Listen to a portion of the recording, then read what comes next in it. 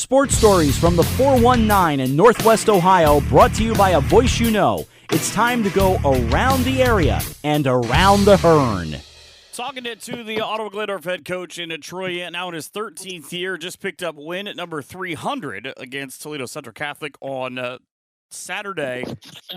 Are you still able to look at this now and remember that same feeling of your first win against Miller City 13 years ago? I don't get as nervous about games anymore. It's hard, but I still enjoy it. But it's just, I don't remember every win, but I remember the anxiety the first couple of years of wanting to do well and making sure that we could, to make sure that we set the tone as early as we could to build the program. Well, and it's kind of a crazy thing because your second, third, fourth, kind of what you guys build to, 6 times you've been a state in your last 12 years. Your first year, it's not exactly like it was an awful year. It just kind of getting to know the program, getting to kind of build your own stamp on it. When you go through that first season, though, I mean, are you able to look at the long view of, okay, I have this long-term plan? Or is it because you're now coaching girls basketball for the first time, you just kind of say, we're just going to kind of take what comes here? No, we when I came in, I brought Thomas Williams in as an assistant coach, and we had sat down and we created an idea of what we wanted to do. We thought there would be success. We thought it would come eventually. I was in it for at least enough years that I felt we talked immediately with the girls about building a program that would, I wouldn't say rival the boys, but you look in the gym and you see all the state banners and the runner-up banners and stuff. And from day one, that was our first goal, was to hang a banner in the gym. And we wanted to do that with the first group of girls we had. There were a lot of young girls, a lot of sophomores, juniors. And the idea was within 2 or 3 years, let's see how good we can get. When you're sitting and thinking about that, you go through, and I mean, you've been now a number of times, you've built a program, you're 344. Is the first one the hardest, or is it harder to go back every time? It's much harder to go back. I wouldn't say it's harder to go back because it is easier simply by having a couple of girls every once in a while that know what it takes to get there. But we were just talking to the girls before the TCC game about how hard it is to be on top. It's very easy to, I think, motivate kids when it's, when you don't really have anything to lose. You're out there playing a game and you're playing against a team that on paper is better than you, and you could just go out there and you can shoot confident. It's another thing to stand on, and the rankings or the statistics or whatever say you got to win and you got to play, better than the other team. And I think it's hard at times to keep the focus, but also it becomes a little bit cumbersome on the girls because, you're very detail oriented about not making mistakes and trying to do everything right to get back to where we want to be. And it sometimes can be very, I wouldn't say painful, but it can be painstaking. We've talked a lot over the years, and especially on Saturday, the thing that struck me was you said, this is a team thing. This is not a me thing. It's us thing. It's a we thing. But the spotlight is on you after that game. The girls have that amazing banner that was made. You have your family there. Your daughter is mildly impressed with you. How awesome of a moment is that, though? I mean, be honest. Oh, it's one of the best moments to have your girls genuinely happy for, not only their own success, but how that success, rubs off on other people. It was nice, very nice to have my family there, to have my wife there and my daughters, and my stepson there, and, just to share in the moment. But, I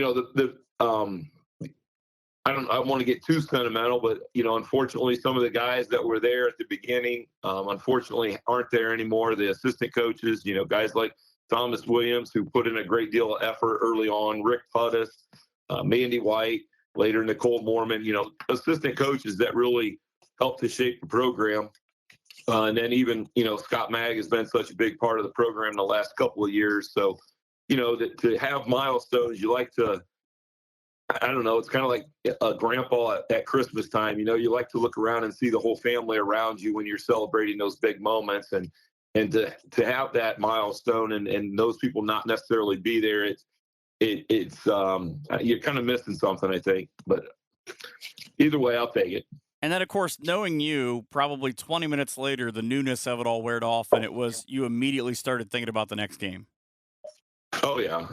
Probably before we even got out to the bus, we were already talking about, finishing what we need to do here, the last 4 games, how we're scouting, who's scouting what games, and then looking ahead to Saturday to try and figure out what we might do in the draw meeting with hopefully maintaining the number 1 seed and what that looks like and trying to prepare for, the second season, I guess.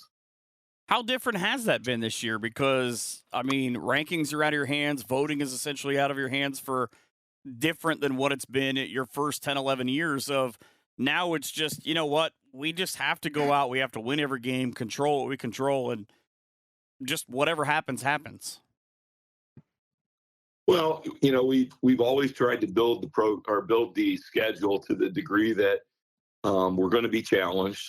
We can't always control what's going to happen. Obviously, this year only playing 20 games, but we thought that with the challenging schedule we had, the games like Patrick Henry, Columbus Grove, Ottaville, Fort Laramie, Crestview, that if you compete in those games, we're going to be good enough. I don't think that it really matters. For years there, it seemed like we were the number 1 seed or the number 2 seed, and it really didn't give us a great deal of benefit. What with the way the tournament brackets were set up and having 3 teams in the top 6 or 8 in the state in our district. So you still gonna have to play whatever teams show up, and you're gonna have to play whatever team OHSA puts in front of you to get there. So I don't know that we really haven't really put a lot of stress onto what the procedures are, and just more or less just think, okay, we got to play a game this day. This looks like the next game we're going to play, and who we're going to play, and let's get ready and do the best we can to scout them. Your girls all said really nice things about you, whether it was the girls that have been in the program before, leading up to your 300th win on Saturday. And it feels like you have such a close-knit group right now with the JV and the varsity and the freshman team that you have, that you guys are constantly kind of on the same page. Is that fair to say? Well, I don't know. I hope so. I mean, we do. It's hard to gauge as a male coach that's an entirely different generation from these kids. What's going on in the kids' heads? I think we do as good a job as we can to try and be there for them and try and foster as much as we can. I think this is a group that, especially with the seniors we have that have been very team oriented, a lot of success in other programs. I think they genuinely like hanging out with each other. There's no stat star that takes or steals the limelight from anybody. Everybody's happy when somebody else has a nice game. So it's a unique situation, but I think it's also maybe an outgrowth of the way we've tried to build the program over 13 years, that anybody can shoot, anybody can handle the ball, anybody can be a star on any given night, and I think that fosters into the program, and the kids they feed off of that a little bit. But I have learned there's not a lot of Coach Yant or Mr. Yant, as the respect for you goes, that is showing up in the TikTok videos. I'm not a TikToker. I don't need to be part of that. I'm a Facebook social media guy. That's the extent of my social media. So I think the kids, they need to have their separate lives. They need to have their separate attitudes. I like to think that we're building, a program of respect where the kids have respect for the coaching staff and we have respect for them. There's a certain level of professionalism in what we try and do, and try and keep that, that distance that, we're coaches, we're there for them, we're there for their best interest. But by the same token, we're not out there as their best friends, and we don't need to share every moment with them. Do you think that is kind of where that line is, and then maybe knowing that line is a lot of your successfulness? I think so. It's something we've tried to maintain. I was very close with some of these teams. Years ago when I was coaching softball and I brought some of those girls into that first program, spending time coaching softball and basketball, you're spending 7-8 months a year with these kids, and playing summer softball and summer basketball and doing those kind of things. And then having a group a couple years ago where I had, 6 or 7 seniors and had them, most of them for 4 years, it can get to the point where, you're blending that line. But I think we've always done a good job of trying to maintain that, we're here for you guys to have fun. We're here for us to win games and do those kind of things. But I have a great respect for the game. I have a great respect for the ideas that we should put together something that's pretty classy, where the coaching staff presents themselves as coaches and the kids, the girls present themselves as young ladies who are trying to do their best for their community, and put all that in the right perspective. And I think as long as you're doing that you're going to be successful, whether you're winning games or not. Again, a lot of the girls have reached out and have sent me some really nice things about you. I want to kind of get your thoughts. It was going to be about being able to succeed in life and to see these girls come back, because there are coaches now in your midst from your tree. You've got young mothers now from your tree and a lot of young ladies who are doing just big things. And Alyssa Ellerbrock sent me the following, and she said, through all the tough times, Coach Yant had a way of making you feel like you could accomplish anything. And I've always felt like his belief in me helped me unlock a new level of confidence and belief in myself. I cannot explain how thankful I am for him helping me shape who I am and my love of the game. What does that mean to you to go from a 14-year-old now to a successful doctor, being able to take away things that you guys maybe did on a random Tuesday? Well, let's just say she unlocked a great deal from our coaching staff, just coming and playing and playing as hard as she did. I don't know. Sometimes you're just lucky and two people kind of meet up. Obviously, Liz was part of that first group and one of the leaders of the first group that made it down to state and really set the tone every day in practice. So, we just challenged them kind of like we would, Thomas and I had been coaching freshman boys. We just challenged them the same way we would challenge boys. And we said, we're not really going to treat you different. We know that there's going to be differences. But if you want to compete and you want to be successful, let's just play this as hard as we can. And she came out and she embodied that. And if that helped her and other things in life, I can be grateful for that. But she was probably one of the early tone setters that really set the tone for what this program was going to be. With you having daughters of your own and having just pretty much women around you constantly, how that maybe came out a little different. But with having young ladies around you constantly and kind of being that mentor, how important is it for you to be able to see your teams as they grow up, kind of for that next generation when you bring in Youth Titan Day and when you guys do a lot of things like that, of just being continual role models to build the future of your program? Well, it's made me soften. I know that, having my own daughter, I had 3 grown sons who I was probably much harder on, and I coached them coming up, and it was a different animal. I think I was a different person at that time. Any of the boys that played for me freshman basketball years ago would also not probably recognize me if they came in the gym today. But having said that, I think coaches mature. I think coaches find ways to evolve, and obviously being a father and a husband and especially to kids and girls and it's going to soften you a little bit. But just being around these kids and the great athletes that we've had in the program, you want what's best for them. I've probably said it 100 times at our banquets that, after all the time we spend with them, they're not really your daughters. You respect the family relationship that they have with their own parents, but you do get about as close as you possibly can without calling it a daughter-father relationship, because you're with them all the time and you're dealing with the ups and downs and all of that. And it does become somewhat of a, you just like a father, you get, you swell up with pride when they do something that they haven't really done before. A kid who has been working all day or all week or all month or all season to accomplish something, and it finally clicks for them. And it's just like a father watching your kid do something. So it's been a great experience. It's been a wonderful experience. It's something I never expected. I thought I was going to be a boys basketball coach. I thought I was going to, to be honest, when in 2007, when my dad died, and I kind of got out of coaching basketball, and I wanted to spend time with my kids, and I coached the younger ones, and I kind of figured that's it. And then the situation opened up for me to apply, and it's really been a blessing. Big softy. That's what I'm going to take away from that entire thing. Yeah, is that when people see Troy Yant, they think he's a big softy.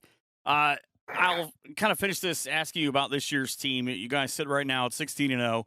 You've got Van Wert, you go to Perrysburg, you have Archbold, you have Salina left.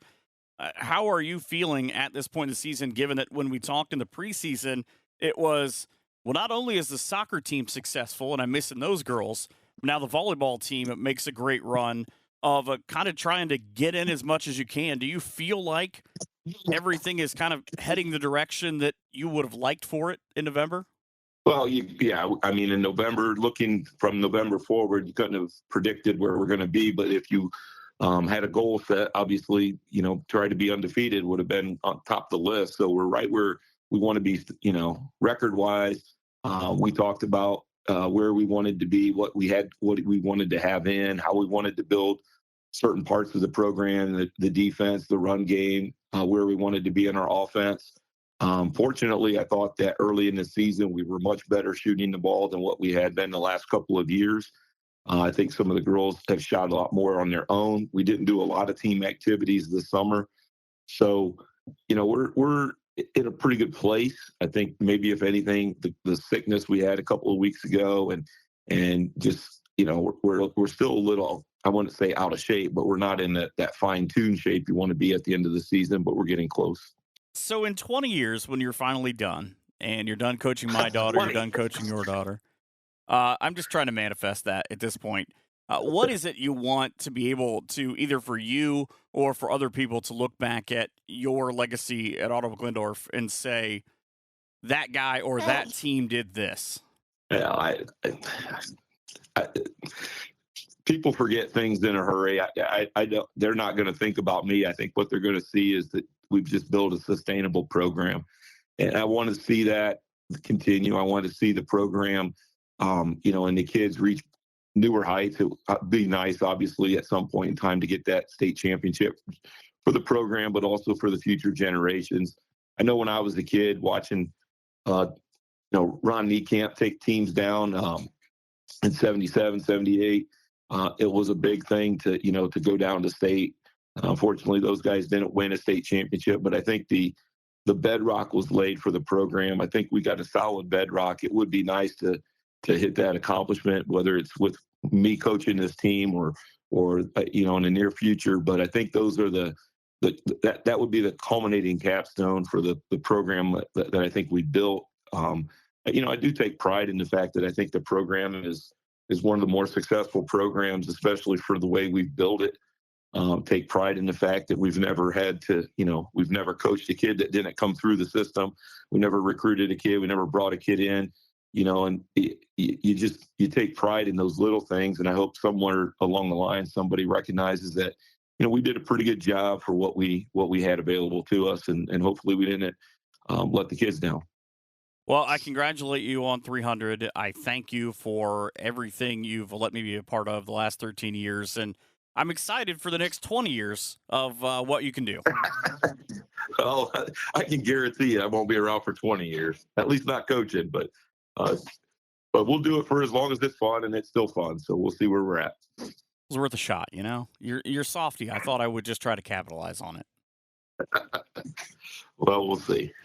That's Troy Yant. Just picked up his 300th win. We'll talk more coming up in just a couple minutes. When you need high-quality hardwood flooring services in the Northwest Ohio area, look no further than Heritage Floors. Our local family-owned company has been installing beautiful hardwood floors in homes, schools, and businesses since 1987. Whether you have a small residential project or a large commercial job, you can count on us to produce exceptional results at an honest and fair price. For a free estimate, please contact us today at 419-523-5556 or by email at herfloors523@gmail.com or on our website, heritagefloors.net, or on Facebook to get more information. A new year, a new you, and maybe even a new ride. If you're looking to kick off the change of the calendar with a change behind the wheel, be sure to head over to Lee Kinsel, 650 West Irvin Road in Van Wert, and let their experts help service your current vehicle or help find a new one today. Online at leekinsel.com, Eric McCracken and his staff had one resolution this year to help you find the car, truck, or van that will help you kick off your year in style or tune up your current one. That's Lee Kinsel on West Irvin Road in Van Wert. Chevrolet. Together, let's drive. We hope you've enjoyed this edition of Around the Hearn. Come back next week for more local stories from the NWO. But until then, be sure to follow us on Twitter at Michael Hearn PBP for more great area content.